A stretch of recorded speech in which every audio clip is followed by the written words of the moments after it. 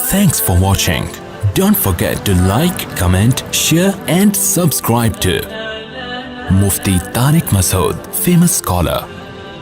تو رشتہ داری توڑنا بھی کبیرہ گناہوں میں سے بولو بھائی ایک بڑا گناہ ہے. تو جب اور توڑنا جیسے گناہ ہے, جوڑنا ثواب بھی ہے. اور جڑتی کیسے ہے؟ روکڑا. بھائی کو ہدیہ دیا کریں پیسے, بہن کو پیسے, لفافے میں پیسے پیسے کمبخت سانپ بن کے بیٹھ گئے ہیں, خرچ کرنے کے لیے تیار نہیں ہیں. روکڑا خرچ کرو, سمجھ رہے ہو؟ لفافے وہ دولہا وولہا کے جو چل رہے ہوتے ہیں نا, وہ نہیں ہوتا, وہ سب کو پتہ ہے رشوت ہے. وہ ہم نے بھی دیا تھا تو انہوں نے بھی دیا, تو انہوں نے چونکہ ہماری شادی میں پیسے دیے تھے تو چونکہ ان کے بچہ پیدا ہوا تھا تو ہم نے 500 روپے دیے تھے, تو ہمارے بچہ پیدا ہوا تو 1000 تو وہ دیں گے, تو ہم نے ان کو 5000 دیے تھے, تو ہمیں یہ ٹوپی ڈرامہ ہے, یہ ہدیہ. اس سے نفرتیں پیدا ہوتی ہیں کمبخت کے تیسرا بچہ پیدا ہو گیا. ہمارے ایک پیدا ہوا تھا 5000 لفافے میں ملے تھے, اس کمبخت کے ایک پیدا ہوا, ہم نے بھی 5000 دے دی, کمبخت پیدا ہی کرتے چلا جا رہا ہے. آسٹریلیا والا حساب ہو جاؤ گا. آسٹریلیا میں ایک بچہ پیدا کرنے پر گورنمنٹ کی طرف سے الاؤنس ملتا تھا. تو بعض پاکستانیوں نے کا بزنس ہی یہی تھا کہ دبا کے کیا پیدا کرو, بچے, کوئی کام کرنے یہی کام ہے بس. تو گورنمنٹ نے یہ قانون ہی چینج کر دیا, بھائی پورا پیسہ تو یہ لوگ کھائیں. انہوں نے کہا کوئی کام نہیں کرو, اسپیڈ بڑھا دو. سمجھ رہے, جتنی اسپیڈ پاکستان میں تھی اس سے تھوڑی اسپیڈ بڑھا دو. تو گورنمنٹ پیسے دیتی ہے بچوں کے. تو پاکستانی بیچارے ہر جگہ جا کے قانون ہی چینج کروا دیتے ہیں یار. میں نے ان لوگوں سے کہا, آسٹریلیا کے پاکستانیوں سے, یار گورنمنٹ قانون چینج کرے نہ کرے پھر بھی اسپیڈ وہی رکھنا ہے آپ نے. سمجھ رہے ہو, اسپیڈ کیا کرنی ہے وہی. کیونکہ آپ کو اگر گورنمنٹ خرچہ نہیں دے گی تو اللہ بھی تو ایک حکومت ہے نا, اللہ نے رزق کا وعدہ کیا ہے. آسٹریلین گورنمنٹ اگر وعدہ نہیں کر رہی ہے آپ سے تو اللہ, دیکھو آسٹریلیا کی گورنمنٹ کے وعدے پر یقین تھا اس لیے اسپیڈ فل اسپیڈ تھی. اللہ نے جو کہا ہے کہ میں اسے رزق دوں گا, اللہ کے وعدوں پہ یقین نہیں آتا. تو میں نے کہا اسپیڈ اس سے بڑھانی ہے, وہی رکھنی ہے. رزق کون دے گا؟ اللہ دے گا. تو اللہ کے وعدوں پر پھر نتیجہ یہ نکلے گا آسٹریلیا میں آپ کا ریشو مسلمانوں کا بہت زیادہ ہو جائے گا اور غیر مسلم اقلیت میں چلے جائیں گے. تو اسلام کو بھی فائدہ. پھر آپ کے جب آپ بوڑھے ہوگے, آپ کی اولاد ہوگی, صحیح ہے نا, وہ آپ کی خدمت کریں گے. ہر لحاظ سے فائدہ ہی فائدہ ہے. پشتو میں فائدہ بولتے ہیں, اردو میں فائدہ بولتے ہیں. جمعے کے دن سورہ کہف کی تلاوت کرنا حدیث سے ثابت ہے. جی ہاں, صحیح حدیث ہے کہ جس نے جمعے کے دن سورہ کہف کی تلاوت کی وہ دجال کے فتنے سے محفوظ رہتا ہے. جمعے کے دن بھی کر سکتے ہیں, جمعے کی رات کو بھی یعنی جمعرات کو بھی کر سکتے ہیں, رات کے وقت. مفتی صاحب جنت میں لے جانے والے اعمال کون سے ہیں؟ حدیث میں آتا ہے جنت میں لے جانے والے, سب سے پہلے تو کبیرہ گناہوں سے بچنا, اس کے بغیر جنت کا تصور غلط ہے. اس کے بعد کچھ اور اعمال ہیں. آپ نے فرمایا تقرئ السلام, سلام کو فروغ دو, اور فرمایا تطعم الطعام, لوگوں کو کھلایا کرو. یہ کھلانا اصل میں بتایا جا رہا ہے کہ بنیادی ضرورتیں پوری کیا کرو لوگوں کی, کیونکہ بنیادی ضرورت کھانا ہے نا. اس زمانے میں علاج اور یہ سب چیزیں تو اتنا نہیں ترقی کی تھی. تو یہ جزیہ ہے, اس سے اصول یہ سمجھایا جا رہا ہے کہ لوگوں کی بیسک ضرورتیں پوری کیا کرو. تو یہ چند چیزیں ایسی ہیں. آپ نے فرمایا کیا ہے, افشوا السلام اور تطعم الطعام, اور آگے الفاظ ہیں تدخل الجنت بسلام, تم جنت میں سلامتی کے ساتھ داخل ہو جاؤ گے. تو اللہ کی مخلوق کا خیال کرو, سلام کو فروغ دو. جو اخلاق ہمارے ہونے چاہیے تھے وہ ایئر ہوسٹس نے لے لیے ہیں اور انگریزوں نے لے لیے ہیں. انگریز ہر ایک سے کیسے تھینک یو سے بات کرتے ہیں, ہمارے یہاں کسی سے دوسری دفعہ ایک بات کر کے تو دکھاؤ. البتہ یہ ضرور ہے کہ آپ کے اخلاق کتنے میٹھے کہ لوگ نے آپ کو کھانا شروع کر دیا آپ کو, یہ ٹھیک نہیں ہے.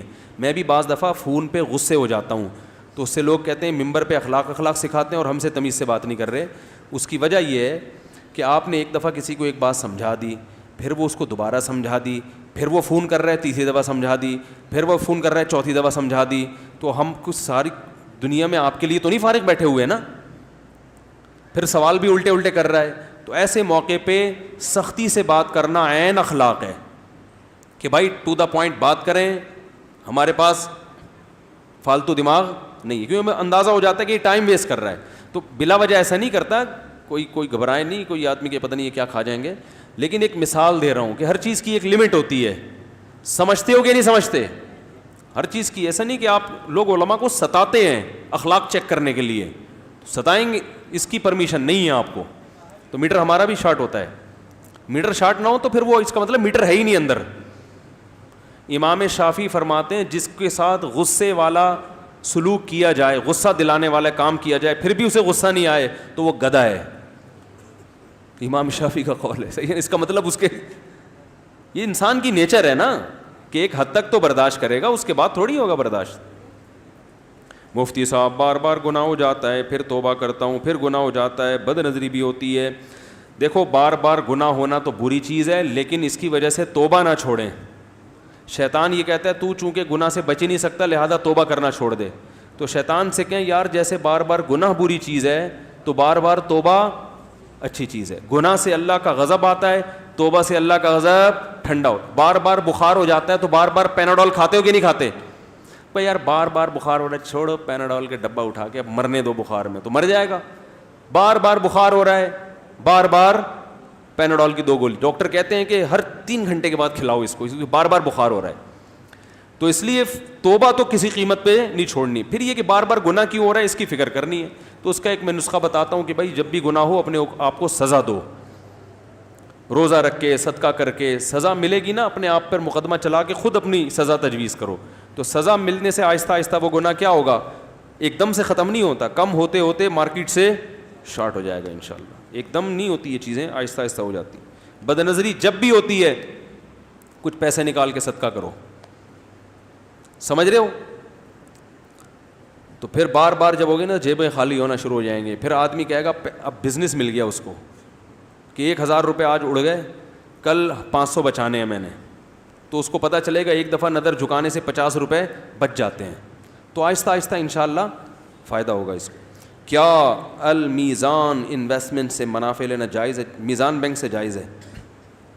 اب مجھے نہیں پتہ المیزان میزان بینک ہے کس کا ہے. محمد اوکاشا کی والدہ کے لیے دعا کریں اور اعمال پورے ہو جائیں, دل سے دعا ہے جی. اللہ تعالیٰ ان کو دنیا اور آخرت کی بھلائیاں عطا فرمائے, نیک اعمال میں ترقی عطا فرمائے. سنن و نوافل میں کتنی آواز سے تلاوت کرنی چاہیے؟ آہستہ آواز سے, دوسرے نہ سنیں. نماز میں ہاتھ تکبیر تحمیل کہاں تک اٹھانے چاہیے؟ نماز میں ہاتھ انگوٹھا کانوں کی لو تک, کیونکہ 3 قسم کی حدیثیں ہیں. ایک حدیث میں آتا ہے کہ آپ صلی اللہ علیہ وسلم نے کانوں کے اوپر تک ہاتھ اٹھائے ہیں. ایک حدیث میں آتا ہے کہ آپ صلی اللہ علیہ وسلم نے شحمت اذنیہ کانوں کی لو تک ہاتھ اٹھائے ہیں. ایک میں آتا ہے حذو منکبیہ کندھوں تک ہاتھ اٹھائے ہیں. تو امام حنیفہ کا جو فقہ کوئی غور سے پڑھے نا تو اس کو پتہ چلے گا کہ امام حنیفہ جب بھی کوئی رائے قائم کرتے ہیں نا ہر قسم کی احادیث کو سامنے رکھتے ہیں. تو ان کی رائے یہ ہے کہ جس حدیث میں آتا ہے, یعنی اس کے توجیہ یہ علماء نے کی ہے کہ جس حدیث میں آتا ہے کہ کانوں کے اوپر تک, تو وہ ان صحابی نے ہاتھوں کی انگلیاں دیکھ کے کہا ہے کہ کانوں کی, اور جس صحابی نے کہا کہ کانوں کی لو تک تو انہوں نے انگوٹھے کے لحاظ سے کہا ہے, اور جس صحابی نے کہا کہ کندھوں تک انہوں نے ہتھیلی کو دیکھ کر. تو یہ تعبیر کا فرق ہے. تو اس لیے ہماری نظر میں بہتر کیا ہے, یہاں تک ہاتھ اٹھائے جائیں. سمجھ, باقی دوسری بھی رائے ہیں علماء کی, تو کوئی اس میں پھڈے بازی والی بات نہیں ہے. مفتی صاحب 6 ماہ سے اسکول بند ہے اور اسکول انتظامیہ فیس مانگ رہی ہے, اسکولوں میں پڑھائی بھی نہیں ہوئی, کیا یہ جائز ہے نہیں جائز ہے؟ 6 ماہ سے اسکول بند ہے, کس بات کی فیس لے رہے ہو بھائی؟ اپنی خوشی سے دے دیں تو دے دیں. اگر ہاتھ یا پاؤں کے کسی حصے پر پٹی بند بھی ہو, اس حصے کو چھو کر وضو ہو جائے گا؟ پٹی بندی ہوئی ہے جی ہاں, گیلے ہاتھ سے مسا کر لیں اس کا. آج اگلے بیان کا دن آ گیا لیکن پچھلے اتوار کا بیان ابھی تک اپلوڈ نہیں ہوا, ایسا کیوں؟ یہ تو ان سے پوچھیں, وہ بیٹھے ہوئے ماسٹر صاحب چشمہ لگا کے. بیان اپلوڈنگ کرنا ان کا کام ہے, یہ ان کا بچہ بیٹھا ہوا ہے بیٹا, وہ رپورٹ پیش کریں گے آپ کو. مجھے تو, میں تو بیان کر کے چلا جاتا ہوں, مجھے نہیں پتا ہوتا یوٹیوب پہ کیا ہو رہا ہے میرے ساتھ, کیا سلوک ہو رہا ہے. مفتی صاحب میں اور ایک ہمارا کیا لکھا ہوا ہے یار کے ساتھ ایک گیم کھیل رہے ہیں, تو وہ گیم یہ تھا نمبر, یار یہ اتنا ٹائم نہیں ہے, اس کو پڑھ لیں, خلاصہ بتا دیے گا مجھے. مفتی صاحب ہماری مارکیٹ میں ایک تو رائٹنگ لوگوں کی بہت خراب ہو گئی ہے یار, اسکولوں میں کم بخت رائٹنگ ہی سکھا دو لوگوں کو, اسے کیڑے مکوڑے سب کی, ڈاکٹروں کی بھی کبھی یہی حال ہے. بچپن میں اسکولوں میں تختیاں سکھائی جاتی تھیں, پہلے کہ لکھنا تو سیکھو. ایسے کیڑے مکوڑے بنے ہوئے ہوں گے, لال بیگ نہیں الٹا ہو جاتا جیسے, وہ منظر پیش ہو رہا ہوتا ہے. مفتی صاحب ہماری مارکیٹ میں کرسچن بھی کبھی کبھی کھانا کھاتا ہوتا. اچھا یہ تو بیچارے پشتو بھائی ہیں تو اپنے اسٹائل میں انہوں نے لکھا ہے. اس کا کیا حکم ہے؟ کرسچن کھاتا ہے بھائی, کھانے تو کرسچن کو, وہ نہیں کھائے گا تو مر جائے گا نا. پیٹ تو اللہ نے کرسچن کے ساتھ بھی لگایا ہوا ہے, ہندو کے ساتھ بھی لگایا. ہاں آپ کے ہوٹل میں آپ کے ساتھ کھا رہا ہے تو بھی ٹھیک ہے, کوئی حرج نہیں ہے, ساتھ کھا رہا ہے. یہ ہمارے دوست ہیں میرے, یہ جو پٹھان بھائی ہیں نا, کنہوں نے لکھا ہے یہ وہی ہیں یا کوئی اور ہیں؟ کدھر ہیں بھائی؟ مارکیٹ سے ہی شارٹ ہو گئے. مفتی صاحب جمعے کا جو خطبہ مسنونہ ہے وہ آپ نہیں پڑھتے, کبھی وہ تو سنائیں. یہ میں پڑھتا ہوں, یہ بھی کوئی تورات انجیل سے تھوڑی ثابت ہے, یہ بھی قرآن و سنت سے ثابت ہے یار. جو میں پڑھتا ہوں حدیثیں, یہ ساری حدیثیں الحمدللہ نحمدہ ونستعینہ, یہ سب نبی صلی اللہ علیہ وسلم پڑھا کرتے تھے. تو خطبے کے کوئی مخصوص الفاظ نہیں ہیں, چند الفاظ تو ہیں جن سنت ہیں, باقی تو خطبہ انسان اخپل طریقے سے پڑھتا ہے. اور ویسے بھی وہ سب لوگ وہ پڑھ رہے ہیں تو میں یہ والا پڑھ لیتا ہوں تاکہ پتہ چلے کہ یہ والا بھی ٹھیک ہے, تو کبھی وہ والا بھی پڑھ لیں گے انشاءاللہ. ٹھیک ہے نا, ہو گئے سوال؟ چلیں جی, اللہ تعالیٰ سمجھنے کی عمل کی توفیق عطا فرمائے.